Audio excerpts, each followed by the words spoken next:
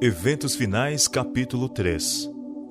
Quando sucederão estas coisas? Os discípulos interrogam a Cristo acerca de sua volta. As palavras de Cristo foram proferidas aos ouvidos de grande número de pessoas. Mas quando ele se achava só, sentado sobre o Monte das Oliveiras, Pedro, João, Tiago e André foram ter com ele. Dize-nos, perguntaram, quando serão estas coisas? E que sinal haverá da tua vinda e do fim do mundo? Jesus não respondeu aos discípulos, falando em separado da destruição de Jerusalém e do grande dia de sua vinda. Misturou a descrição dos dois acontecimentos. Houvesse desenrolado perante os discípulos os eventos futuros, segundo ele os via, e não teriam podido suportar esse espetáculo. Por misericórdia com eles, Jesus misturou a descrição das duas grandes crises, deixando aos discípulos o procurar por si mesmos a significação. O tempo da volta de Cristo não é conhecido. Muitos que se têm chamado adventistas têm marcado o tempo. Repetidamente marcaram uma data para a vinda de Cristo, e repetidos fracassos têm sido o resultado. O tempo exato da vinda do nosso Senhor, diz a Bíblia, acha-se além do conhecimento dos mortais. Mesmo os anjos que ministram aos que hão de ser herdeiros da salvação não sabem o dia nem a hora. Porém, daquele dia e hora ninguém sabe, nem os anjos do céu, mas unicamente meu Pai. Não devemos saber o tempo exato para o derramamento do Espírito Santo ou para a vinda de Cristo. Por que Deus não nos deu esse conhecimento? Porque se o fizesse, não faríamos correto uso dele.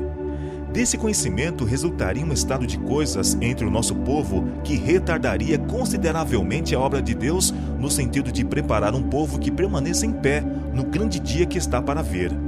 Não devemos viver em excitação quanto ao tempo. Não sereis capazes de dizer que ele virá dentro de 1, 2 ou 5 anos, nem deveis protelar sua vinda, declarando que talvez não ocorra dentro de 10 ou 20 anos. Aproximamo-nos do grande dia de Deus. Os sinais estão se cumprindo e, no entanto, não temos uma mensagem que nos diga o dia e a hora do aparecimento de Cristo. O Senhor ocultou isso prudentemente de nós, para que sempre estejamos num estado de expectativa e de preparação para o segundo aparecimento de nosso Senhor Jesus Cristo nas nuvens do céu. O tempo exato da segunda vinda do Filho do Homem é mistério de Deus. Nossa mensagem não é a de marcar tempo. Não pertencemos à classe de pessoas que definem o exato período de tempo que decorrerá antes da segunda vinda de Jesus com poder e grande glória. Alguns marcaram certo tempo, e quando esse tempo passou, seu espírito presunçoso não aceitou a repreensão, e eles têm marcado diversas outras datas. Numerosos malogros sucessivos caracterizaram-nos, porém, como falsos profetas. Deus não dá a nenhum homem uma mensagem de que decorrerão 5, 10 ou 20 anos antes que termine a história deste mundo. Ele não quer dar um pretexto para os seres viventes adiarem a preparação para o seu aparecimento. Não quer que alguém diga a mesma coisa que o servo infiel.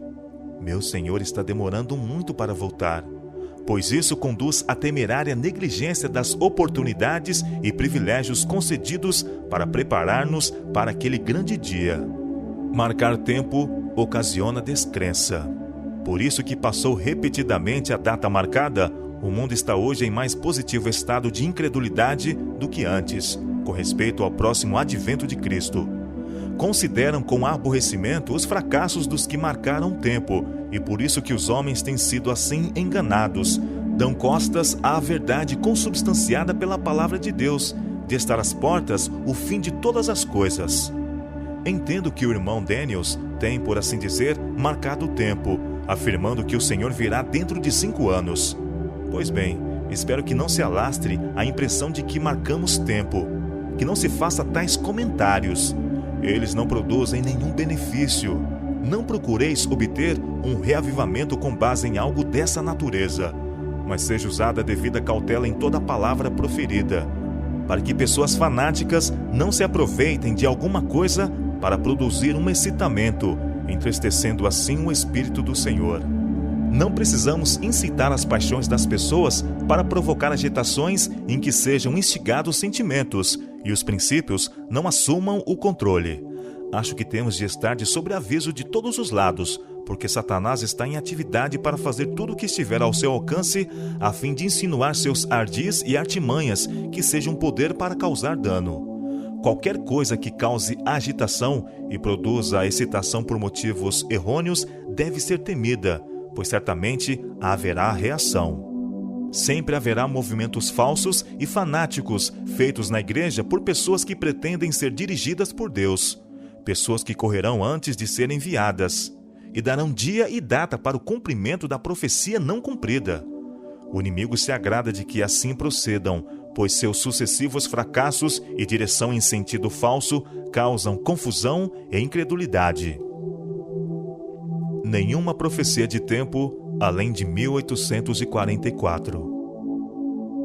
Declarei positivamente na reunião campal de Jackson a esses grupos fanáticos que estavam fazendo a obra do adversário das almas. Achavam-se em trevas.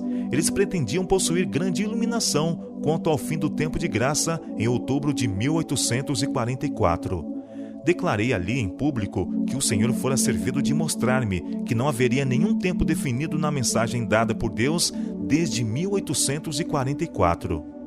Nossa posição tem sido a de esperar e vigiar, sem proclamações de algum tempo para interpor-se entre o fim dos períodos proféticos em 1844 e o tempo da vinda de nosso Senhor. O povo não terá outra mensagem sobre um tempo definido. Depois desse período de tempo, estendendo-se de 1842 a 1844, não pode haver um traçado definido do tempo profético. A contagem mais longa vai até o outono de 1844. Ellen White esperava a volta de Cristo em seu tempo.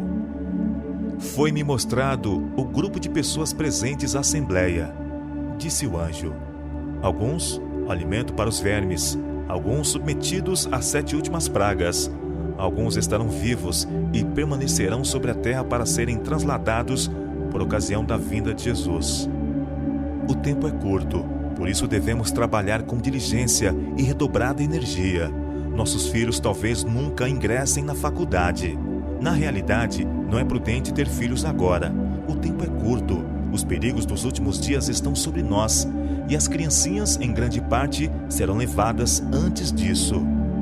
Nesse século do mundo, quando as cenas da história terrestre em breve hão de terminar, estamos prestes a entrar no tempo de angústia, tal como nunca houve. Quanto menor o número de casamentos realizados, tanto melhor para todos, homens e mulheres.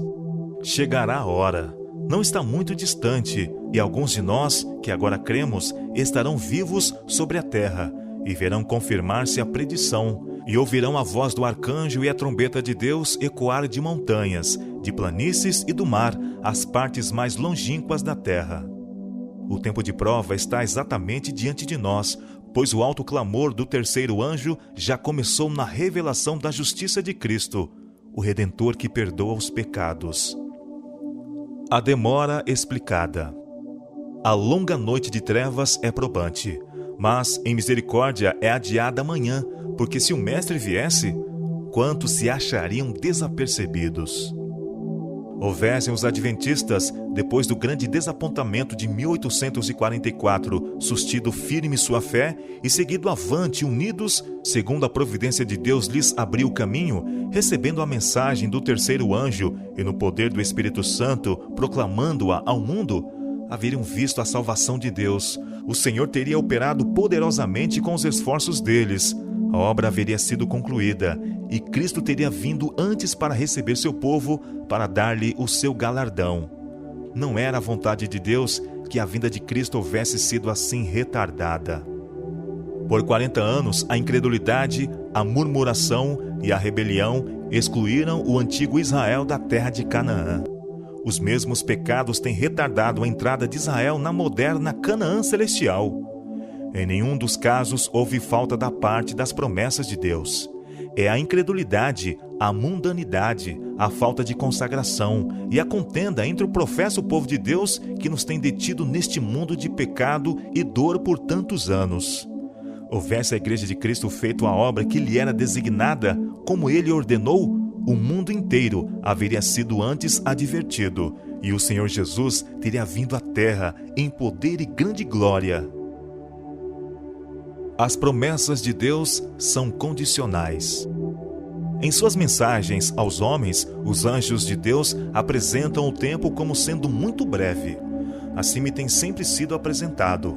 Verdade é que o tempo se tem prolongado além do que esperávamos nos primitivos dias desta mensagem. Nosso Salvador não apareceu tão breve como esperávamos. Falhou, porém, a palavra de Deus? Absolutamente. Cumpre lembrar que as promessas e as ameaças de Deus são igualmente condicionais. Talvez tenhamos de permanecer muitos anos mais neste mundo por causa da insubordinação, como aconteceu com os filhos de Israel. Mas, por amor de Cristo, seu povo não deve acrescentar pecado a pecado, responsabilizando a Deus pela consequência de seu próprio procedimento errado. Pelo que Cristo está esperando. Cristo aguarda com fremente desejo a manifestação de si mesmo em sua igreja. Quando o caráter e Cristo se reproduzir perfeitamente em seu povo, então virá para reclamá-los como seus.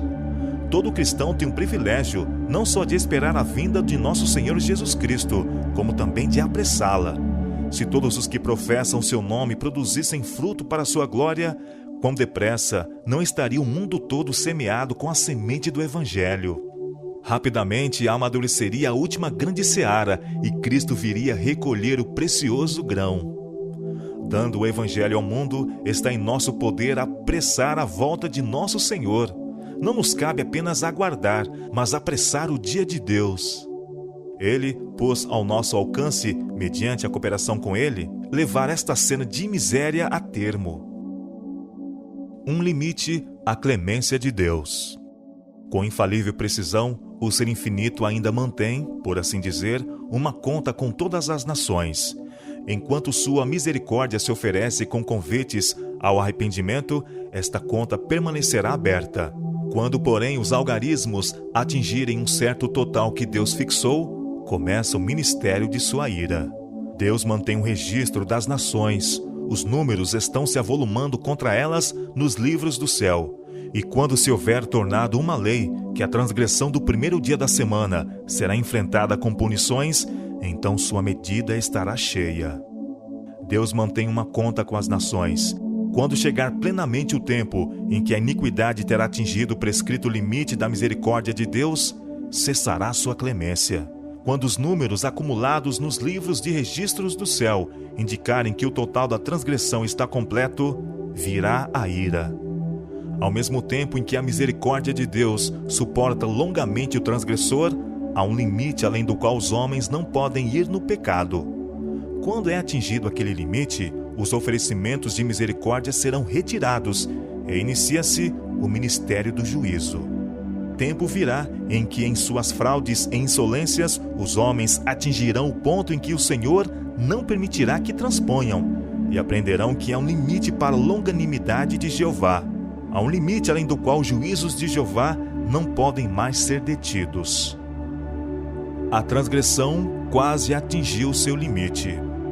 O tempo durará um pouco mais, até que os habitantes da terra tenham enchido a medida de sua iniquidade.